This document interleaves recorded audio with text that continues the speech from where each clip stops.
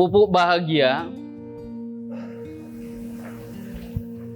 adalah merupakan pupuk organik. Jadi pupuk organik, kalau disebut pupuk bahagia ini pupuk apa? Pupuk organik. Ya, kita ajukan di izinnya itu pupuk organik yang diperkaya dengan mikroba. Ya. Jadi pupuk organik itu macam-macam. Ada pupuk hayati, ya, ada pupuk organik yang diperkaya, ada pupuk majemuk, ada juga pupuk pembenah tanah. Itu termasuk kategorinya pupuk organik. Jadi dalam peraturan Kementerian Pertanian itu ada beberapa pupuk organik, kategorinya, jenis-jenisnya itu ada. Maka pupuk kita, pupuk organik ini sebenarnya isinya pupuk majemuk bahagia karena terdiri dari beberapa jenis mikroba. Tetapi karena ingin cepat dalam memproses izin, kita pakai pupuk organik yang diperkaya mikroba saja. Tetapi isinya sebenarnya majemuk karena banyak mikrobanya. Dan itu ujinya kita sudah uji dulu, hasilnya juga sudah mengeluarkan sertifikat, sudah ada sertifikat mutunya. Ya. Kemudian apa itu jenis mikroba yang ada di dalam pupuk organik? Ini adalah Peanibacillus sp, Pak. Jadi kemampuan daripada Peanibacillus sp ini adalah menambat nitrogen. Ya, tadi dikatakan bahwa pupuk itu 30% menguap, 30%-nya jadi residu, 30%-nya baru bisa dimakan tanpa bantuan mikroba. Itu tadi. Tadi di video kan ilustrasinya, Pak, ada kan? Ilustrasinya tanpa ada mikroba, akarnya hanya berumur berapa hari? Akar serabutnya ya Pak, yang biasa makan itu bukan akar besarnya, tapi dia memiliki akar serabut yang benang-benang hifa halus. Nah, itulah Pak yang makan. Dan itu umurnya tanpa mikroba, tanpa ada simbiosis mikroba, itu singkat sekali, hanya beberapa minggu. Ini ada mikroba penambat nitrogen atau pengikat nitrogen, bahkan nambat nitrogen dari udara. Udara kita ini 70% itu nitrogen, Pak.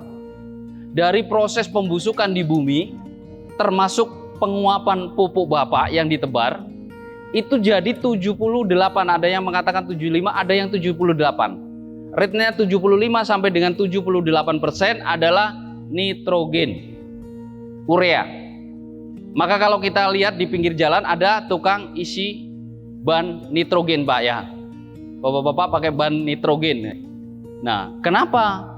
Itu diolah lagi, Pak, pakai mesin. Dikasih katalis, nitrogennya bisa meningkat 98%. Nah, dipakai ban karena nitrogen ini sifatnya dingin, Pak. Supaya bannya awet. Nah, ditangkap, Pak, udara. Dia diri kompresor biasa, Pak, disedot, itu sudah nitrogennya 70%. Tapi permasalahannya nitrogen ini adalah zat yang mudah menguap dan sangat stabil. Dia tidak mau berikatan, Pak. Dia saking stabilnya dia hidup mandiri. Nah, makanya dengan adanya Peanibacillus, dia dirangkul, Pak, diikat, ditambat itu, Pak. Jadi kalau bahasa apa kalau ditambat itu? Onta ditambat, berarti kan diikat lehernya itu, Pak, ya.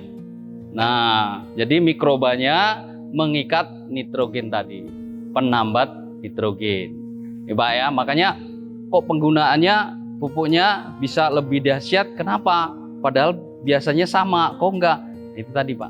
Yang aturannya menguap, ditangkap, diikat, dikasih makan, gitu, Pak.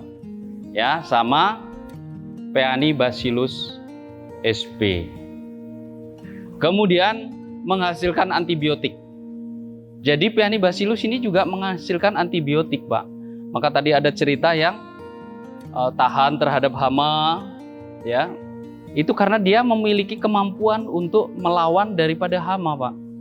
Terutama jamur patogen. Ya, jamur juga ada yang simbiosis tadi, Pak. Ada mycorrhiza, itu simbiosis. Tapi ada juga jamur patogen, kayak fusarium di padi, di cabai biasanya itu juga jamur yang sering menyebabkan busuk akar. Nah, penghasil antibiotik tadi itu untuk membuat si tanaman bertahan terhadap penyakit. Jadi ada Peanibacillus. Kemudian Pseudomonas florensis. Nah, kalau SP ini Pak disebut spesies. Jadi kalau Bacillus SP ini masih Peanibacillus SP, berarti masih ada Peanibacillus lain yang spesifik. Nah, kita SP itu spesies. Kemudian Pseudomonas florensis ini sudah spesiesnya sudah lebih ini lagi Pak, spesial. Nah, sehingga kemampuannya lebih kuat lagi dalam memecah fosfat dan memecah kalium. Ya, ini fungsinya untuk memecah fosfat dan memecah kalium. Tadi saya katakan kalium dan fosfat itu sulit diserap oleh akar tanpa dipecah. Sama kita dikasih beras Pak. Jadi kalau mau kita makan masih mikir-mikir makan banyak, ya makan sedikit. Akhirnya karena makan sedikit jadi kurus, tanamannya kurus. Kemudian ada Rhizobium sp. Ini juga bukan penambat unsur organik ya. Ini perombak unsur organik. Salah ketik. Perombak unsur organik. Jadi kalau di dalam tanah ya yang kita tanam Pak, 10 cm persegi saja kalau kita ambil, itu kita lihat di dalam mikroskop, melalui mikroskop, itu ada jutaan jasad renik Pak. Ada jutaan banyak. Kalau kita amati aja itu di situ ada batang busuk, ada mungkin daun, biji-bijian yang busuk di situ, Pak. Ya. Dan itu pun juga banyak sekali mikroba-mikroba dalam tanah. Yang regenerasi, yang mati hidup itu juga menjadi bahan. Maka itu disebut unsur organik. Nah, unsur organik ini tanpa ada Rhizobium sp itu memberikan potensi jamur patogen, Pak. Kayak Fusarium itu bisa tumbuh melalui itu. Jadi sebelum itu tumbuh, kita masukkan Rhizobium sehingga dia bisa. Lah pupuk ini bisa untuk ngompos, bisa dipakai untuk ngompos juga Pak, karena ada Rhizobiumnya. Bisa. Kalau Bapak punya kotoran sapi, kotoran kambing, dipakai untuk ngompos bisa karena ada Rhizobium. Dan itu perombak unsur organik. Nanti ada juga kalau di slide yang nanti akan dibagikan kalau nggak salah ya, yang difotokopi itu ada dari hasil uji mutunya. Dan itu positif bisa mengurai unsur organik di uji mutunya itu. Kemudian pengurai nitrit Pak. Yang saya sebutkan tadi, residu 30% dari pupuk yang Bapak pakai, pupuk kimia, itu menjadi nitrit Pak. Nah, menjadi nitrit. Jadi nitrit ini ya, kalau di dalam tanah itu menjadi racun tanah. Kalau di dalam kolam air itu menjadi racun air. Maka kalau di ikan itu biasanya tiba-tiba mati ikannya, atau biasanya habis hujan mati. Karena hujannya itu membawa nitrogen turun ke kolam, tidak ada pengurai mikrobanya, dia menjadi nitrit, kemudian ikannya mati. Itu biasanya begitu Pak. Di sawah juga begitu, indikasinya ketika tanah itu keracunan, itu ketika dipupuk, itu bukannya tambah subur, tetapi tambah bacek. Kalau itu mana terjadi? Ada sebagian orang nyebutnya ambles, blas, atau asem-asem. Orang Jawa tuh nyebutnya kena asem-asem katanya. Tanahnya asam, karena nitrogen memang asam.